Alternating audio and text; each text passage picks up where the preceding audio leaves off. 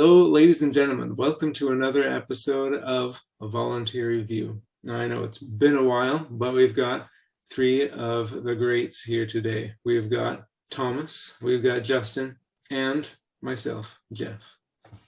How are you fellas doing tonight? Not too bad about yourself, Jeff. I'm pretty well, pretty well. Love your shirt, Thomas. I'm doing pretty well. Yeah, thanks. So we've had, it started even at least with all of the COVID stuff and all of that nonsense with the government shutting things down, not letting people go to stores. And then after that, it just seems like it's gotten worse, as far as food goes, the inflation, prices going up. Yeah, you would think a lot of it was after the COVID restrictions and everything died throughout the country. I mean, of course, some states, they kept those in longer than others. But once everything started up back and running, you would think the supply chain would have caught up eventually. I mean, it's been over a year now, and you still hear there's supply chain issues, not to mention issues with keeping employees. I just left a warehouse job, and I can tell you nobody's liking it in warehouse industry right now. And a lot of it's just because stores are still, catching up, and these distribution centers can't keep up the pace. Seems like, at least. And then you have the issues with truckers.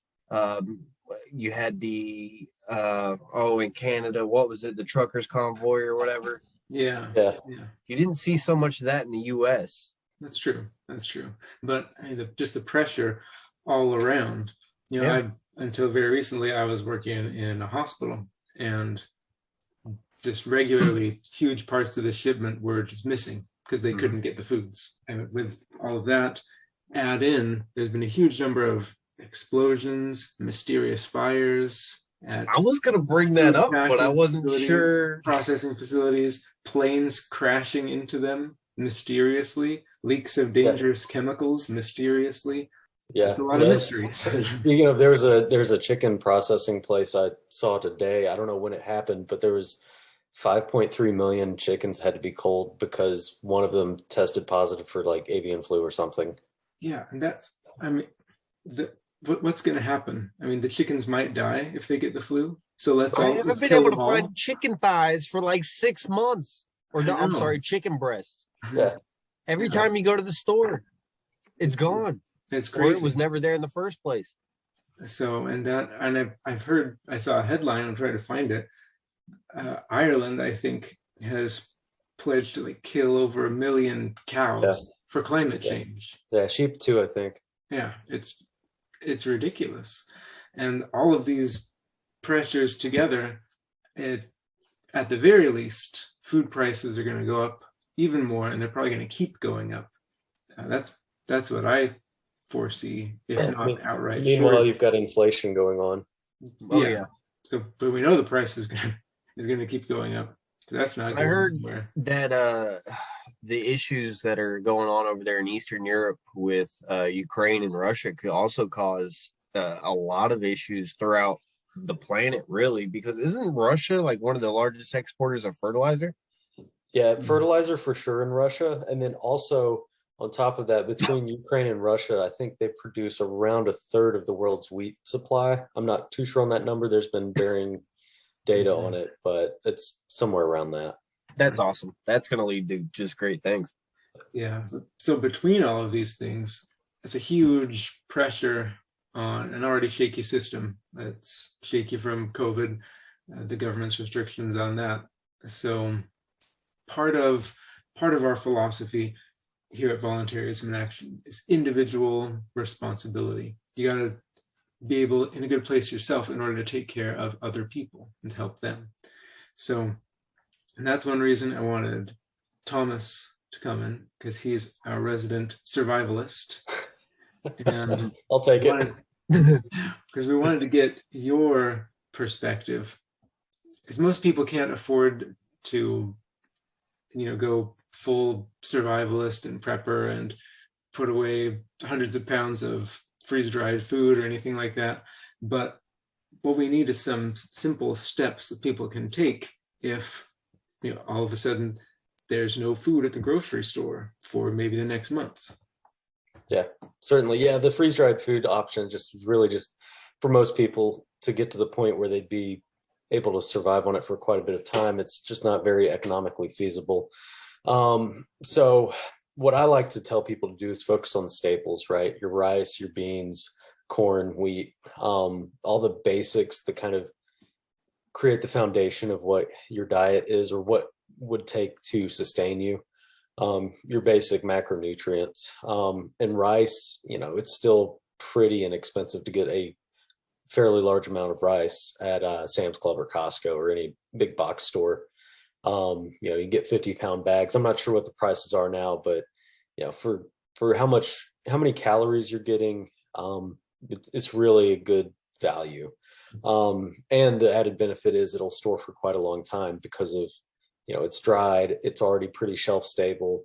If you were to vacuum pack it in Mylar bags, it'll last for decades, pretty much. So that's where I like to tell people to start when it comes to, their food supply, like just kind of creating a buffer between them and the grocery store running out of food. That's definitely the best starting point. From there, you want to add in canned goods. You can find most canned goods fairly inexpensive. And there's always deals on them. They're running, buy one, get one free deals, 30% off, whatever it is at your store. You can see deals pretty much rotate 1 week to the next by the brand. And just, when you go to the store and you buy one, just instead of doing just one, buy two of it. That way you can slowly build up your supply without creating this much of a really big economic burden on every single, grocery store trip, just little by little at a time. And also one of the big things I like to do personally, is whenever I go to the store, I go straight to the reduced meat section. Kroger's got where I shop has got a reduced meat section. And I try to go in the middle of the week. That way it's less likely to be picked over and there's more fresh stuff to find. But lately it's been, pretty well packed and I've been able to get some good deals and just throw stuff in the freezer. And so if you've got a big freezer, like mine, I've got a broken freezer and I fixed it myself for like $80. And now I've got, a freezer I can pack full of, meat. And when I get it on sale and get it, half price, 60% off, 70% off, that's a huge savings to me. And I definitely highly recommend trying to find a way to do that. And check out your local stores and see if they have those. How long does food last in the freezer? Like a hunk of meat? How long is it? Well, so it depends. Like if it's really processed down, like say it's something that's ground down, like ground beef or whatever, it's going to last less time. Realistically, safely, it's debatable. If you vacuum seal it, that really helps a ton, getting oxygen out of there, because oxygen is what starts that process of breaking it down. If it's say like a huge side of beef or like a big brisket that hasn't really been processed at all, that's going to last a lot longer because it hasn't been processed, it hasn't been exposed to oxygen as much.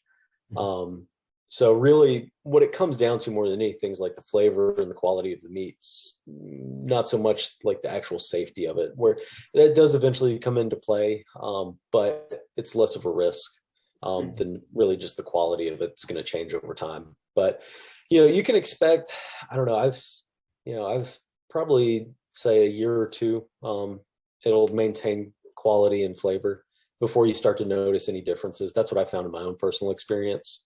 That's pretty good. That's why a lot of folks, when they hunt, or people that do hunt, they will dry freeze everything, or I'm sorry, put everything in freezer bags.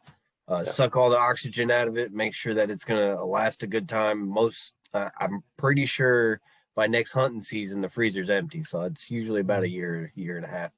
So do you have to have like a fancy machine to get like a food dude, saver? You can get one of those for like $20 at Walmart, can't you, Thomas? Yeah, you can definitely. It depends on the quality of the one you want to get, but yeah, $20-$30 you can get like a base model one for sure.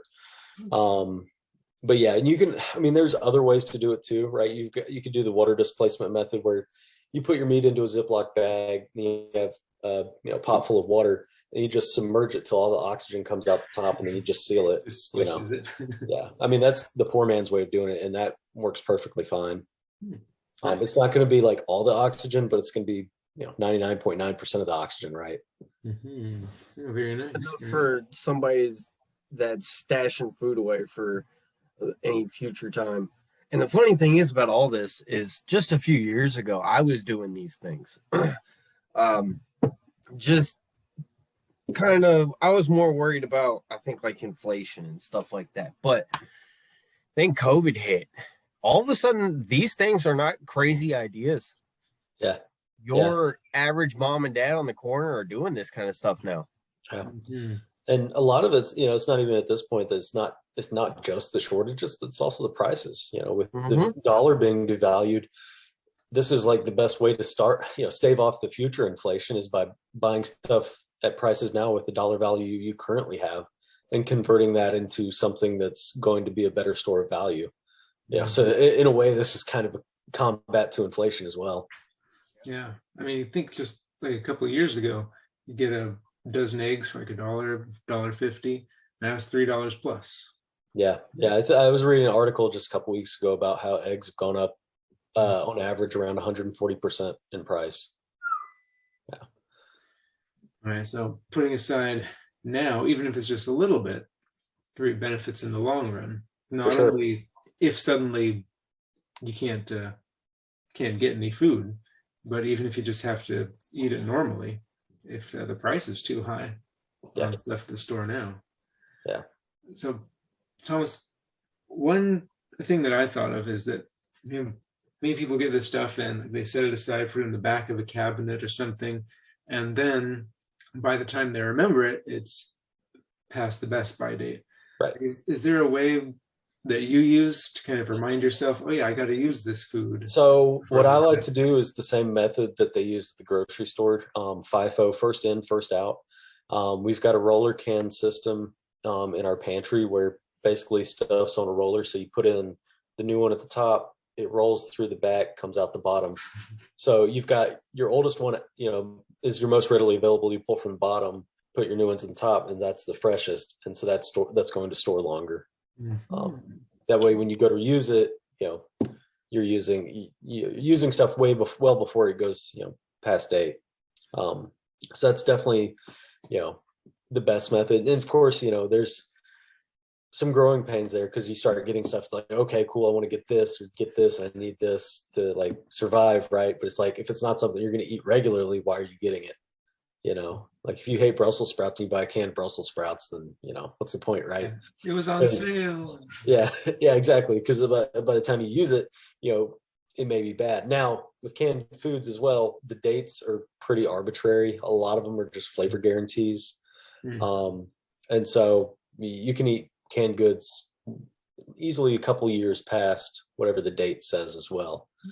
Nice. The main thing, you really just want to trust your senses more than anything, like your nose and your taste. If you want to taste, if it smells okay, then you taste it and it tastes bad, it's probably bad, just trust your instincts. I'm not sure how to follow up that. Yeah. So another thing I was going to say is it's a good starting point, right? To start with the staples, then go to your canned goods, your freezer items. Obviously, if it's a grid down situation where just like societal collapse happens, we have no power grid anymore, freezer's not going to work for that, right? But it's a pretty unlikely scenario, or I guess not very high on the categories of things that can happen or will happen or most likely to happen, I should say. Hopefully. Even though it can happen, because we do have a pretty fragile electrical grid as well. But that aside, freezer's going to be pretty well. But on top of that, so that's kind of like this, I guess, reactionary kind of way to go about things. From there, you can kind of get into like the proactive side where you're growing your own food. You're creating your own grocery store more or less by having your own supply that you've got recurring. And that's something, everybody can start today, even if you live in an apartment. If you've got a windowsill, you can grow microgreens. You can always do something. If you've got a patio, you can grow potatoes, and those are pretty calorie dense. You can grow them in buckets, and you're going to get quite a big return on investment. Potatoes and onions, any of your root vegetables grow pretty easy on patios. So there's no matter where you live, there's always options for growing your own food for the most part. All you need is the sunlight and water, and then your soil. But from there, once you're able to start growing your own, then you want to start getting into the preservation side. So you create your own stockpiles that way as well. Instead of you're trying to transition from having the grocery store supply everything to being your own source, and then stockpiling that to stay prepared. So canning is really good. I don't know if y'all noticed, but I definitely noticed when COVID hit, like finding mason jars was just like impossible. And even more so than the jars, the lids. Like the lids are the big thing, because you can reuse the jars themselves. The lids, when you reseal them, once you seal them and that seal's broken, you got to get a new lid. I see. Yeah, that'd be a hot commodity for sure. Yeah, definitely. Lids were hard to find before COVID hit. Yeah. Let alone after. So on the topic of growing, being more self-sufficient, that's also one of the yearly, is their second year in a row, charity options that we have ongoing, is the Rooted in Voluntaryism. So that's a really cool one, where we partnered with, is it True Leaf? Yeah, True Leaf Market. Yes, True Leaf Market, to get heirloom seeds that we then can distribute to folks who are looking to do exactly what you're talking about, Thomas. Yeah. To even in their backyard, on a windowsill, patio, plant some plants, get some vegetables, a little bit of return, create that kind of buffer, like you said, between themselves and the grocery store. So Definitely. That's an option that's available. Yeah, and the reason we went with heirloom seeds as opposed to any other just regular seeds, because we wanted to kind of create this ability for anybody that got those seeds to continually create resources for themselves. Because the big difference between your GMO seeds and your heirloom seeds, the heirloom seeds are going to grow again year after year. You can save the seeds, replant them the following year, versus you can plant your GMO seeds, get your whatever you're growing, you can get the seeds from that, but the following year those seeds aren't going to be able to be used to create any new plants. And so after one cycle, they're pretty much wasted. You'd have to go out and buy seeds again. Versus your heirloom seeds, you're constantly replenishing your cycle, and in fact actually kind of increasing your ability and expanding your capability of doing so, because you're getting more seeds with every harvest. Nice. And that's, like you said at the beginning, that's part of what you have to do in order to take care of other people, to take care of yourself first, because then from that surplus of seeds, you're going to be able to give them to someone else who needs that same help. Yeah, certainly, for sure. And I think the farther we go along in time, it's going to become more and more kind of mandatory that we just have to do this, because these food shortages aren't stopping. The way the food system is changing, whether you believe it's manipulated or whether you believe it's just complete happenstance and this is the way things are happening, the bottom line is the system we are currently in is crumbling in one way or another. Even the UN is stating that we've got 80 to 100 more harvests left before the soil is just completely stripped of all nutrients and is unusable, which is about 40 to 50 years. So that should alarm pretty much everyone, because everyone has to eat. And so we need to be finding ways to create our own ability to feed ourselves, feed those around us, and do so in a sustainable way where we're replenishing the soil and using it in a responsible manner, instead of stripping it completely bare of everything and then moving on to the next spot like we do now. Yeah, not sustainable, although I hesitate to use that word, because the certain political elements have co-opted it to mean communism. Everything's a buzzword. Yeah, exactly. Ugh. Yeah, we have to build back better. Ugh. I couldn't Yeah, resist. how's that going? Well, all right. So it seems like the message: start small, maybe just a little bit extra at the grocery store when there's a sale. Get some staples that are inexpensive now. Rice, you mentioned, maybe like oats or wheat. So beans, dried Yeah. beans are easy, but Definitely. yeah, Definitely. something's gonna. Yeah, and another thing to piggyback off that I forgot to mention, in addition to the big box stores, look at your restaurant supply stores as well. Get a membership if you have to have a membership to those. Those can offer huge amounts of savings if you're buying in bulk. Okay, sounds like a good secret Yeah, restaurant definitely. supply stores. Yeah. Okay, cool. All right. Well, thank you very much, gentlemen. I think this is going to give some people a lot of tips, a lot of help to prepare for what looks like is coming in the very short future, and to some extent is already here. Food shortages, prices increasing. Got to feed themselves, got to feed our families, so that we can take care of other people as well who are not as fortunate. Definitely. Any final Thanks, thoughts, Jeff. guys? Just do what you can, little by little. That's the main thing, is don't get overwhelmed with it, because it's easily a possibility. Like, it's easy to do. It's easy to get, daunted by this amount of work that has to be done to get to the point of sustaining yourself. It's definitely a journey. We still have time, as long as there's still food in the grocery stores, obviously you still have time. But just have urgency, but don't get overwhelmed, because if you get overwhelmed, then you're going to panic, you're going to make the wrong decisions, and then you're going to be farther behind than if you had stayed calm. So Good advice. Hard to do. One can at a time, one bag of rice at a time. You don't have to go balls to the wall right out the gate, because then you're going to be at Lowe's trying to buy 3 generators and 16 jugs of gas, and just go to the store, grab a couple extra things, and stash it away for a rainy day. Yeah, now is the time to start, and that's why we're making this video. There's no better time to start than today. Exactly. All right.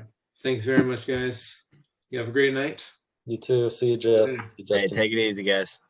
Thank you so much for watching this video. If you like what we do here, please like, share, subscribe, comment, and go over to our website where you can offer donations, request help us help people who are in need voluntarily. And we'll see you next time.